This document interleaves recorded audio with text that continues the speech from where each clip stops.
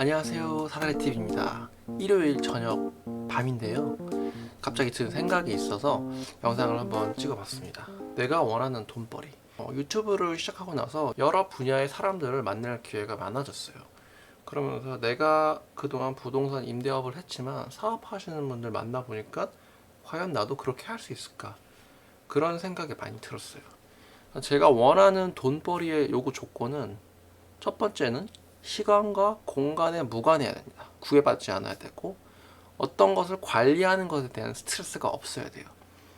직원이 그만둔다던가 뭐 재고가 없어서 못한다던가 또는 직원이 요리를 했는데 맛이 없다던가 뭐 그런 것에 대한 스트레스가 없었으면 좋겠고 자기 복제적이어야 돼요. 어려운 단어를 제가 만들어서 써놨는데 무슨 말이냐면 어떤 가게를 하나 만들고 똑같은 시스템의 가게를 다른 지역에 내도 똑같은 결과가 나오는 그런 자기 복제적인 사업을 원합니다.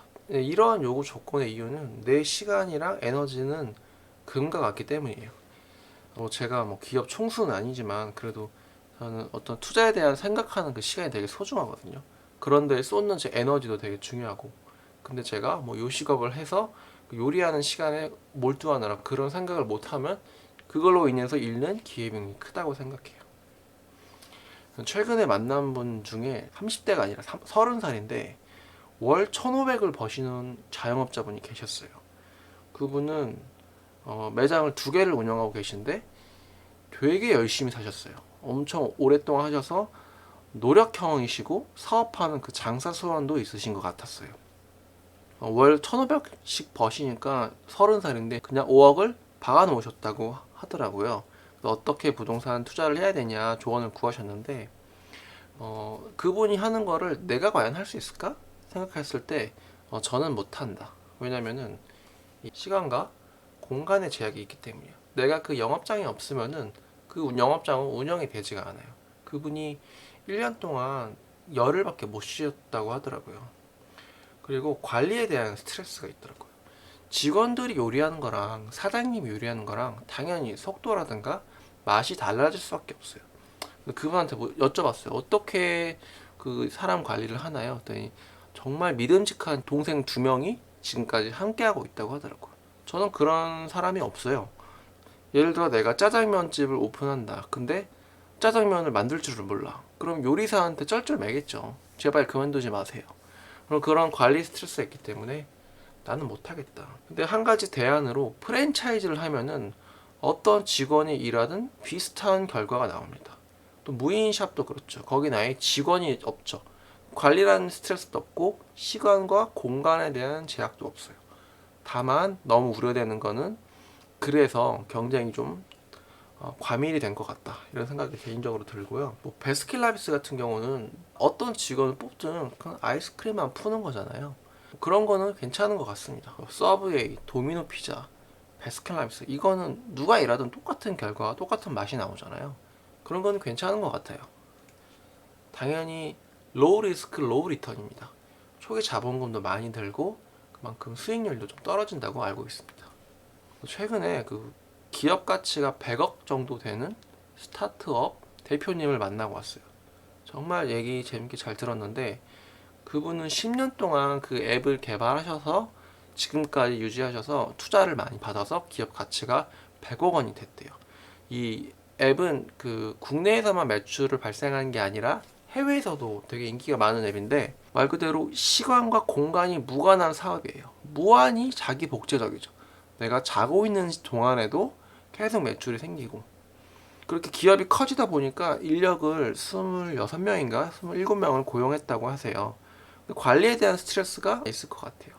엔지니어들이 그만두는 것에 대한 좀 어려움이 있겠더라고요.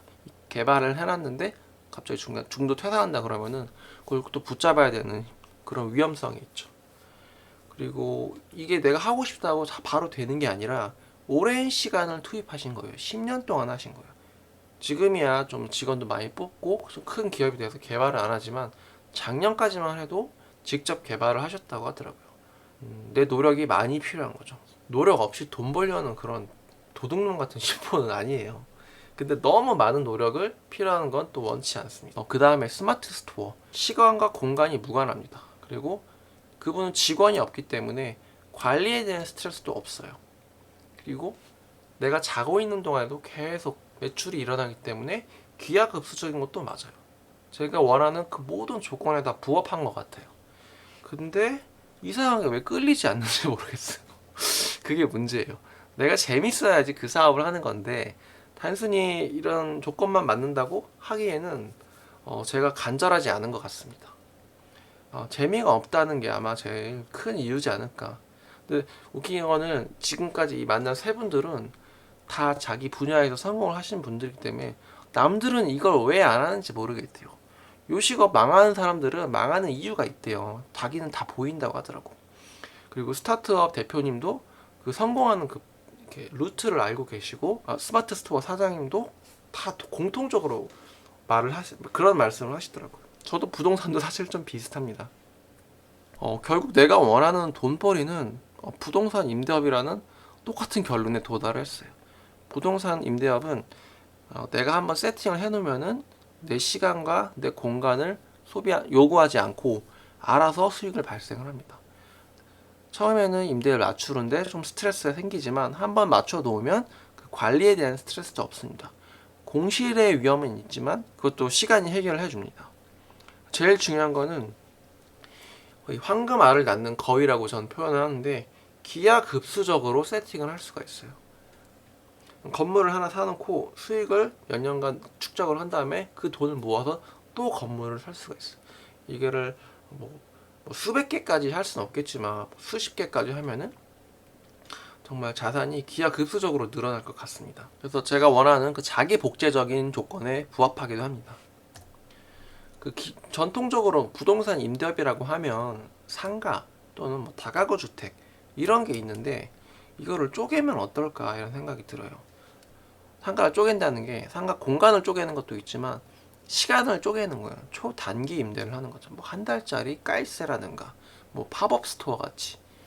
아니면 주택을 쪼개면은 숙박업이 되는 거죠. 펜션을 한다거나 모텔, 좀 더 크게 나아가서는 호텔 또는 호스텔 이런 걸 운영하는 것도 저는 부동산 임대업이라고 보거든요.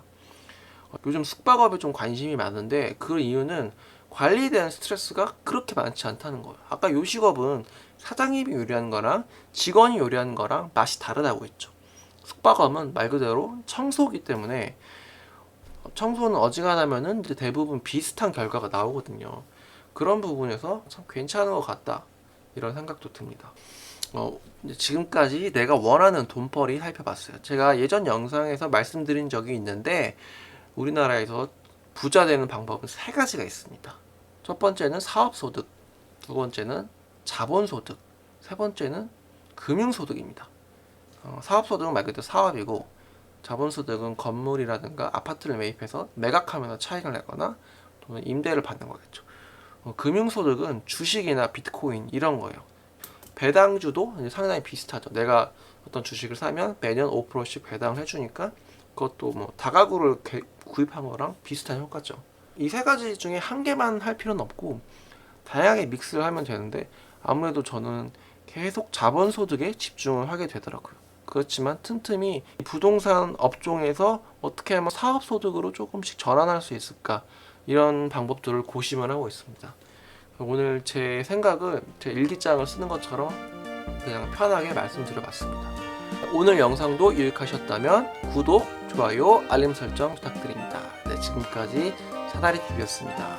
감사합니다.